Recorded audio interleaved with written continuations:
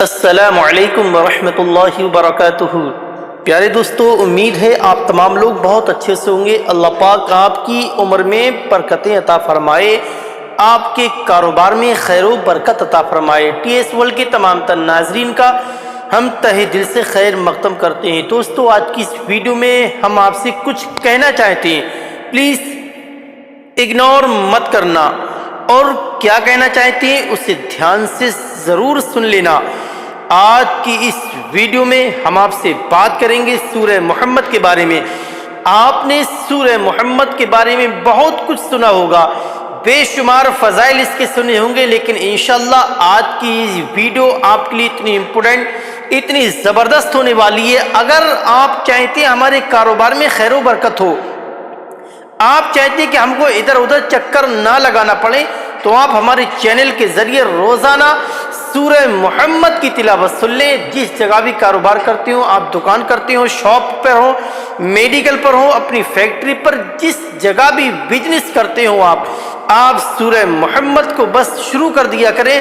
اللہ تبارک و تعالی سورہ محمد کی برکت سے آپ کے کاروبار میں، آپ کے گھر میں، آپ کی شاپ پر، آپ کی دکان میں ایسی خیر و برکت عطا فرمائے گا، آپ سوچ بھی نہیں سکتے۔ بس ویڈیو کو بالکل بھی اگنور نہ کریں، شروع سے آخر تک ہمارے ساتھ ضرور بنے رہیں۔ اگر کوئی بھی شخص ایسا آپ کے گھر میں ہے، زیادہ بیمار رہتا ہو، یا زیادہ پڑھ لکھ چکا ہو، یا کوئی شخص ایسا ہے اس کی شادی کو کئی سال ہو چکے ہوں، اولاد جیسی دولت سے، نعمت سے محروم ہے، تو دوستو اسے یہ چاہیے سورہ محمد کو 3 یا 7 مرتبہ دل سے سن لیا کرے، پھر اللہ کی بارگاہ میں دعا کر لیا کرے۔ اللہ تبارک و تعالی سورہ محمد کی برکت سے اسے صاحب اولاد بنا دے گا، اس کے کاروبار میں خیر و برکت ہوگی، اس کے مکان میں خیر و برکت ہوگی، اس کی زندگی میں بہاریں آئیں گی، خوشحالیاں آئیں گی۔ جیسے جیسے اللہ کی بارگاہ میں وہ دعا کرے گا، اللہ تبارک و تعالیٰ اس کی تمام حاجتوں کو اپنی بارگاہ میں قبول فرمائے گا۔ اگر آپ کے خلاف کسی بھی طرح کا جادو ٹونا ہو چکا ہو،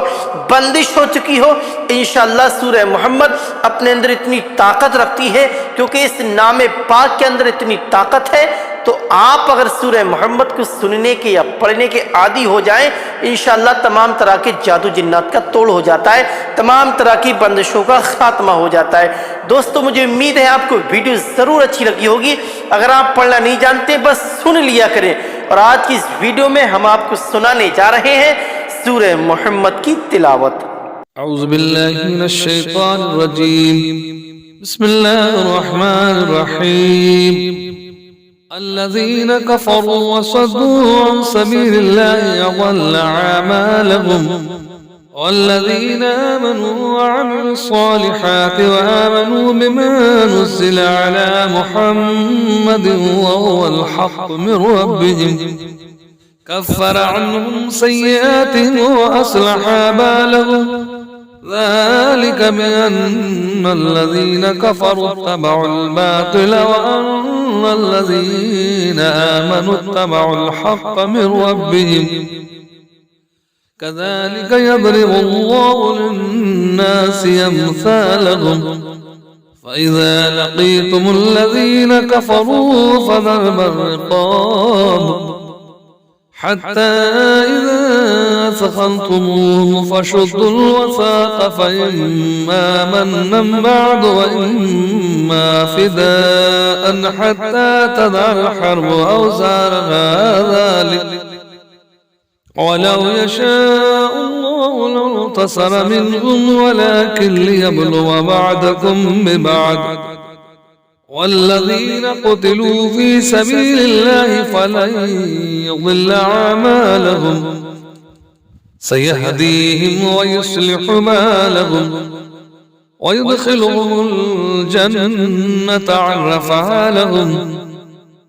يا أيها الذين آمنوا تنصروا الله ينصركم ويثبت أقدامكم، والذين كفروا فتعسا لهم وأضل أعمالهم،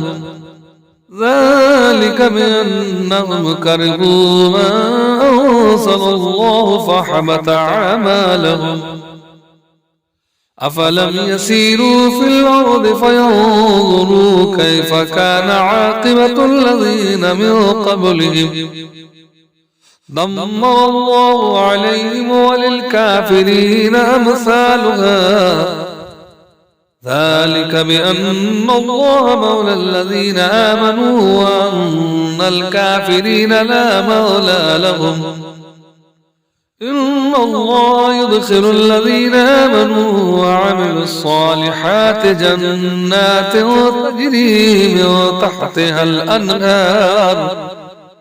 والذين كفروا يتمتعون ويأكلون كما تأكل الأنعام والنار مثوى لهم وكأي من قرية هي أشد قوة من قريتك التي أخرجتك أهلكناهم فلا ناصر لهم أفمن كان على بينة من ربه كمن زين له سوء عمله واتبعوا أهواءهم مثل الجنة التي وعد المتقون فيها أنهار من ماء غير آسن وأنهار من لبن لم يتغير طعامه وأنهار من خمر لذة للشاربين وأنهار من عسل مصفى ولهم فيها من كل الثمرات ومغفرة من ربهم كمن هو خالد في النار وسقوا ماء حميما فقطع أمعاءهم ومنهم من يستمع إليك حتى إذا خرجوا من عندك قالوا للذين أوتوا العلم ماذا قال آنفا أولئك الذين طبع الله على قلوبهم واتبعوا آباءهم والذين اهتدوا زادهم هدى وآتاهم تقواهم فهل ينظرون إلا الساعة تأتيهم بغتة فقد جاء أشراطها فأنى لهم إذا جاءتهم ذكراهم فاعلم أنه لا إله إلا الله واستغفر لذنبك وللمؤمنين والمؤمنات والله يعلم متقلبكم ومثواكم ويقول الذين آمنوا لولا نزلت سورة فإذا نزلت سورة محكمة وذكر فيها القتال رأيت الذين في قلوبهم مرض ينظرون إليك نظر المغشي عليه من الموت فأولى لهم طاعة وقول معروف فإذا عزم الأمر فلو صدقوا الله لكان خيرا لهم فهل عسيتم إن توليتم أن تفسدوا في الأرض وتقطعوا أرحامكم أولئك الذين لعنهم الله فأسمعوا وأعمى أبصارهم أفلا يتدبرون القرآن أم على قلوب أقفالها إن الذين ارتدوا على أدبارهم من بعد ما تبين لهم الهدى الشيطان سول لهم وأملى لهم ذلك بأنهم قالوا للذين كرهوا ما نزل الله سنطيعكم في بعد الأمر والله يعلم إسرارهم فكيف إذا توفتهم الملائكة يضربون وجوههم وأدبارهم ذلك بأنهم اتبعوا ما أسخط الله وكرهوا رضوانه فحبط أعمالهم أم حسب الذين في قلوبهم مرض أن لن يخرج الله أضغانهم ولو نشاء لأريناكهم فلعرفتهم بسيماهم ولتعرفنهم في لحن القول والله يعلم أعمالكم ولنبلونكم حتى نعلم المجاهدين منكم والصابرين ونبلو أخباركم إن الذين كفروا وصدوا عن سبيل الله وشاقوا الرسول من بعد ما تبين لهم الهدى لن يضروا الله شيئا وسيحبط أعمالهم. يا أيها الذين آمنوا أطيعوا الله وأطيعوا الرسول ولا تبطلوا أعمالكم إن الذين كفروا وصدوا عن سبيل الله ثم ماتوا وهم كفار فلن يغفر الله لهم. فلا تهنوا وتدعوا إلى السلم وأنتم العالون والله معكم ولن يتركم أعمالكم إنما الحياة الدنيا لعب ولهب وإن تؤمنوا وتتقوا يؤتكم أجوركم ولا يسألكم أموالكم إن يسألكموها فيحفكم تبخلوا ويخرج أضغانكم.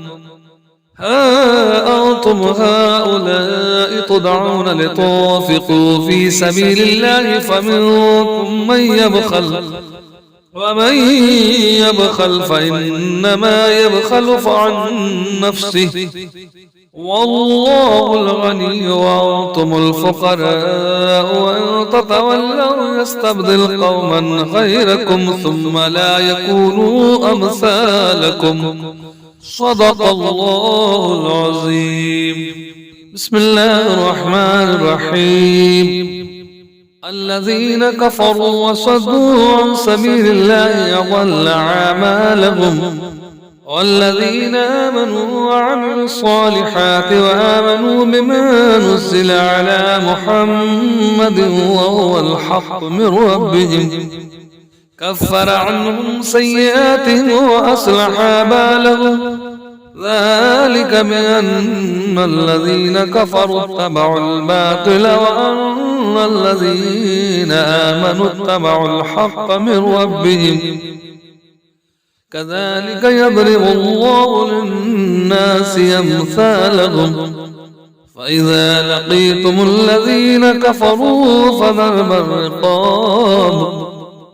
حتى إذا ثخنتموهم فشدوا الوثاق فإما منا بعد وإما فداء حتى تضع الحرب أوزارها ذلك ولو يشاء الله لانتصر منهم ولكن ليبلو بعضكم ببعض والذين قتلوا في سبيل الله فلن يضل أعمالهم سيهديهم ويصلح بالهم ويدخلهم الجنة عرفها لهم. يا أيها الذين آمنوا تنصروا الله ينصركم ويثبت أقدامكم والذين كفروا فتعسا لهم وأضل أعمالهم ذلك بأنهم كرهوا ما أنزل الله فحبط أعمالهم. أفلم يسيروا في الأرض فينظروا كيف كان عاقبة الذين من قبلهم دمر الله عليهم وللكافرين أمثالها ذلك بأن الله مولى الذين آمنوا وأن الكافرين لا مولى لهم. إن الله يدخل الذين آمنوا وعملوا الصالحات جنات تجري من تحتها الأنهار والذين كفروا يتمتعون ويأكلون كما تأكل الأنعام والنار مثوى لهم. وكأي من قرية هي أشد قوة من قريتك التي أخرجتك أهلكناهم فلا ناصر لهم. أفمن كان على بينة من ربه كمن زين له سوء عمله واتبعوا أهواءهم مثل الجنة التي وعد المتقون فيها أنهار من ماء غير آسن وأنهار من لبن لم يتغير طعامه وأنهار من خمر لذة للشاربين وأنهار من عسل مصفى ولهم فيها من كل الثمرات ومغفرة من ربهم كمن هو خالد في النار وسقوا ماء حميما فقطع أمعاءهم ومنهم من يستمع إليك حتى إذا خرجوا من عندك قالوا للذين أوتوا العلم ماذا قال آنفا أولئك الذين طبع الله على قلوبهم واتبعوا آباءهم والذين اهتدوا زادهم هدى وآتاهم تقواهم فهل ينظرون إلا الساعة تأتيهم بغتة فقد جاء أشراطها فأنى لهم إذا جاءتهم ذكراهم فاعلم أنه لا إله إلا الله واستغفر لذنبك وللمؤمنين والمؤمنات والله يعلم متقلبكم ومثواكم ويقول الذين آمنوا لولا نزلت سورة فإذا أنزلت سورة محكمة وذكر فيها القتال رأيت الذين في قلوبهم مرض ينظرون إليك نظر المغشي عليه من الموت فأولى لهم طاعة وقول معروف فإذا عزم الأمر فلو صدقوا الله لكان خيرا لهم فهل عسيتم إن توليتم أن تفسدوا في الأرض وتقطعوا أرحامكم أولئك الذين لعنهم الله فأسمهم وأعمى أبصارهم أفلا يتدبرون القرآن أم على قلوب أقفالها إن الذين ارتدوا على أدبارهم من بعد ما تبين لهم الهدى الشيطان صور لهم وأملى لهم ذلك بأنهم قالوا للذين كرهوا ما نزل الله سنطيعكم في بعد الأمر والله يعلم إسرارهم فكيف إذا توفتهم الملائكة يضربون وجوههم وأدبارهم ذلك بأنهم اتبعوا ما أسخط الله وكرهوا رضوانه فحبط أعمالهم أم حسب الذين في قلوبهم مرض أن لن يخرج الله أضغانهم ولو نشاء لأريناكهم فلعرفتهم بسيماهم ولتعرفنهم في لحن القول والله يعلم أعمالكم ولنبلونكم حتى نعلم المجاهدين منكم والصابرين ونبلو أخباركم إن الذين كفروا وصدوا عن سبيل الله وشاقوا الرسول من بعد ما تبين لهم الهدى لن يضروا الله شيئا وسيحبط أعمالهم يا أيها الذين آمنوا أطيعوا الله وأطيعوا الرسول ولا تبطلوا أعمالكم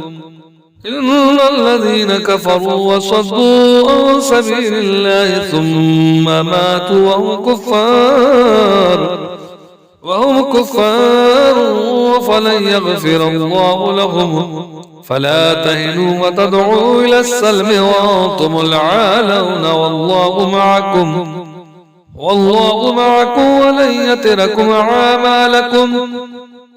إنما الحياة الدنيا لعب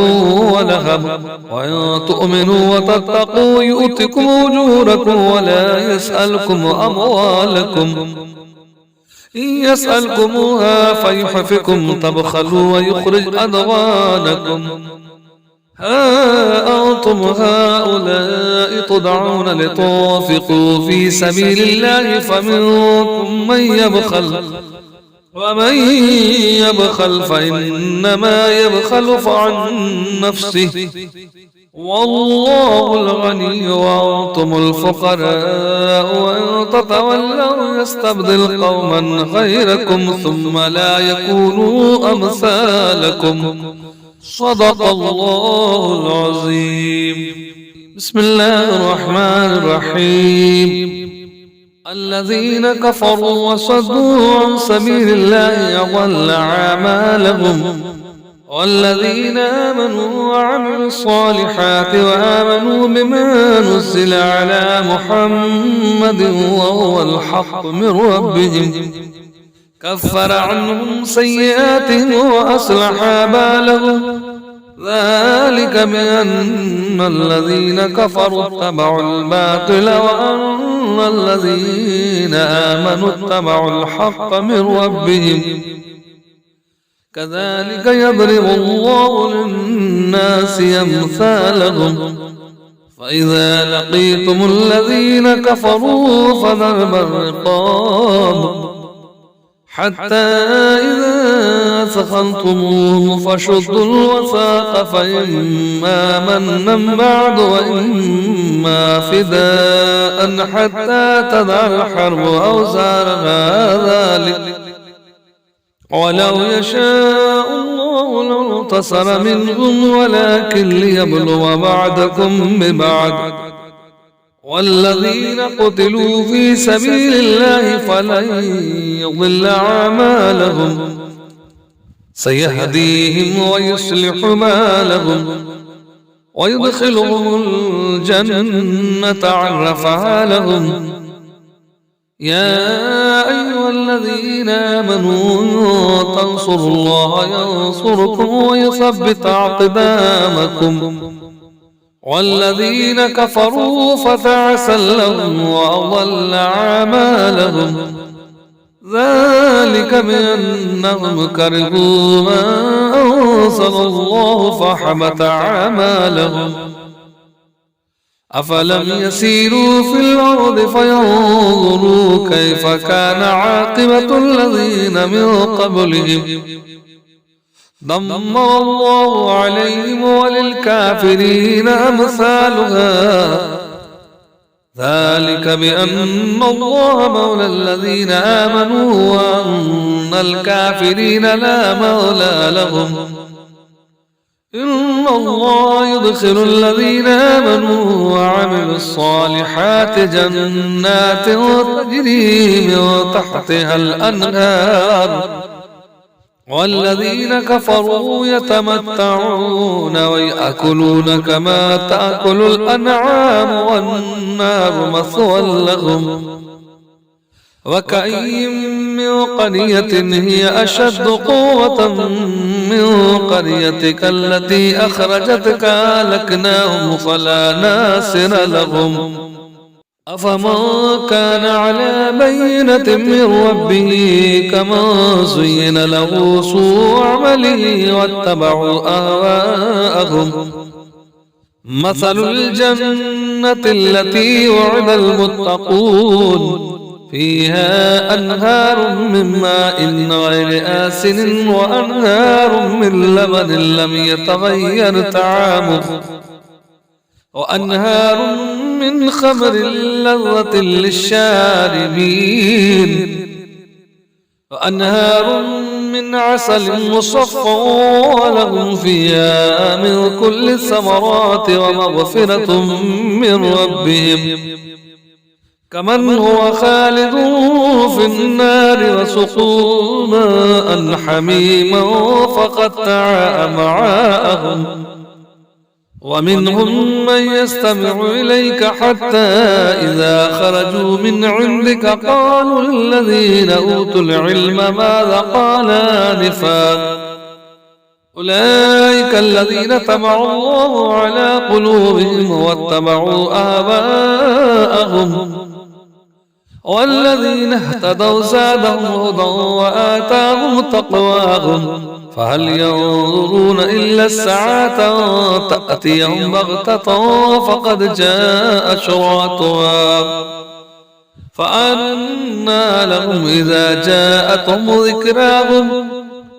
فاعلم أنه لا إله إلا الله واستغفر لذنبك وللمؤمنين والمؤمنات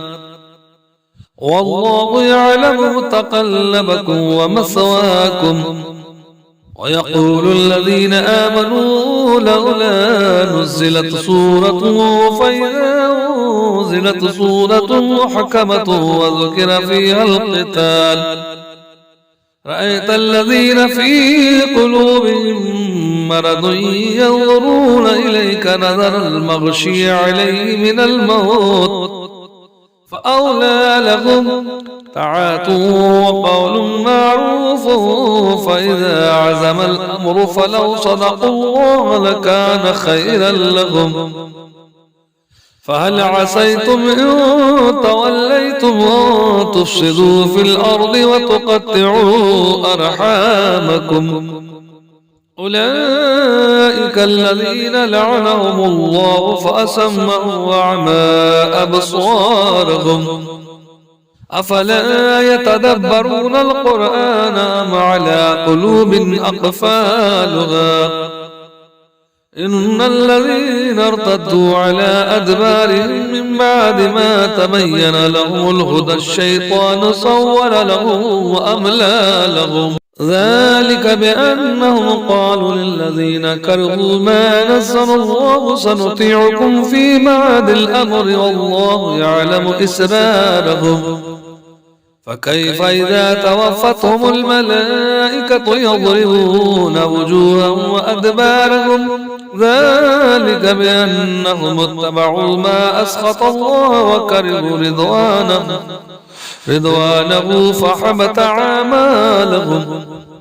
أم حسب الذين في قلوبهم مرض أن لن يخرج الله أضغانهم ولو نشاء لأريناكهم فلعرفتهم بسيماهم ولتعرفنهم في لحن القول والله يعلم أعمالكم ولنبلونكم حتى نعلم المجاهدين منكم والصابرين ونبلو أخباركم إن الذين كفروا وصدوا عن سبيل الله وشاقوا الرسول من بعد ما تبين لهم الهدى لن يضروا الله شيئا وسيحبط أعمالهم يا أيها الذين آمنوا أطيعوا الله وأطيعوا الرسول ولا تبطلوا أعمالكم إن الذين كفروا وصدوا عن سبيل الله ثم ماتوا وهم كفار فلن يغفر الله لهم فلا تهنوا وتدعوا إلى السلم وأنتم العالون والله معكم ولن يتركم أعمالكم إنما الحياة الدنيا لعب ولهب وإن تؤمنوا وتتقوا يؤتكم أجوركم ولا يسألكم أموالكم إن يسألكموها فيحفكم تبخلوا ويخرج أضغانكم ها أنتم هؤلاء تدعون لتنفقوا في سبيل الله فمنكم من يبخل ومن يبخل فإنما يبخل عن نفسه والله الغني وأنتم الفقراء وإن تتولوا يستبدل قوما غيركم ثم لا يكونوا أمثالكم صدق الله العظيم. بسم الله الرحمن الرحيم. الذين كفروا وصدوا عن سبيل الله أضل أعمالهم، والذين آمنوا وعملوا الصالحات وآمنوا بما نزل على محمد وهو الحق من ربهم كفر عنهم سيئاتهم وأصلح بالهم، ذلك بأن الذين كفروا اتبعوا الباطل وأن الذين آمنوا اتبعوا الحق من ربهم، كذلك يضرب الله للناس أمثالهم، فإذا لقيتم الذين كفروا فضرب الرقاب حتى إذا ثخنتموهم فشدوا الوثاق، فإما منا بعد وإما فداء حتى تضع الحرب أوزارها، ذلك ولو يشاء الله لانتصر منهم ولكن ليبلو بعضكم ببعض، والذين قتلوا في سبيل الله فلن يضل أعمالهم سيهديهم ويصلح بالهم ويدخلهم الجنة عرفها لهم. يا أيها الذين آمنوا تنصروا الله ينصركم ويثبت أقدامكم، والذين كفروا فتعسا لهم وأضل أعمالهم، ذلك بأنهم كرهوا ما أنزل الله فحبط أعمالهم. أفلم يسيروا في الأرض فينظروا كيف كان عاقبة الذين من قبلهم، دمر الله عليهم وللكافرين أمثالها، ذلك بأن الله مولى الذين آمنوا وأن الكافرين لا مولى لهم. إن الله يدخل الذين آمنوا وعملوا الصالحات جنات تجري من تحتها الأنهار، والذين كفروا يتمتعون ويأكلون كما تأكل الأنعام والنار مثوى لهم. وكأي من قرية هي أشد قوة من قريتك التي أخرجتك أهلكناهم فلا ناصر لهم. أفمن كان على بينة من ربه كمن زين له سوء عمله واتبعوا أهواءهم، مثل الجنة التي وعد المتقون فيها أنهار من ماء غير آسن وأنهار من لبن لم يتغير طعامه وأنهار من خمر لذة للشاربين وأنهار من عسل مصفى ولهم فيها من كل الثمرات ومغفرة من ربهم، كمن هو خالد في النار وسقوا ماء حميما فقطع أمعاءهم. ومنهم من يستمع إليك حتى إذا خرجوا من عندك قالوا للذين أوتوا العلم ماذا قال آنفا، أولئك الذين طبع الله على قلوبهم واتبعوا آباءهم، والذين اهتدوا زادهم هدى وآتاهم تقواهم، فهل ينظرون إلا الساعة تأتيهم بغتة فقد جاء أشراطها، فأنى لهم إذا جاءتهم ذكراهم، فاعلم أنه لا إله إلا الله واستغفر لذنبك وللمؤمنين والمؤمنات، والله يعلم متقلبكم ومثواكم، ويقول الذين آمنوا لولا نزلت سورة، فإذا أنزلت سورة محكمة وذكر فيها القتال رأيت الذين في قلوبهم